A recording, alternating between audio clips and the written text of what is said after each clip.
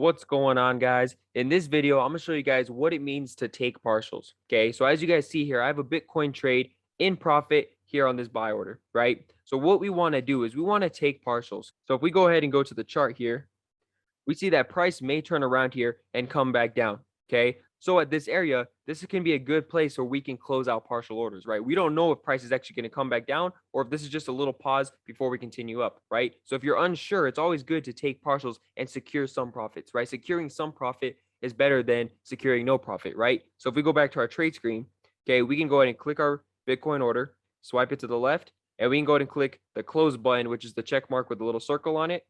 Okay, and it's going to bring up the screen. And you guys see if we go down here and we click close with profit, that'll close our order. However, if we look up here at our lot sizes, we see that to the left, the negative 0.1 and negative 0.01, they're blue, right? They're not faded away like we see to the right. So what we can do is we can actually click those and it's going to lower our lot size.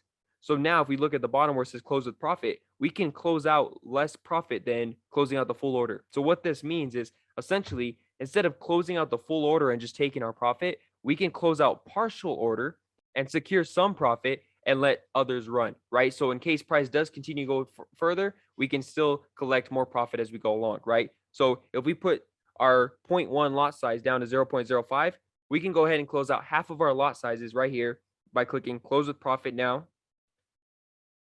And if we go back, now we see that we still have a 0.05 running, right? That's half of what we initially started with. And if we come to our trades, we see that we have a 0.05 that's also closed and we secured that profit.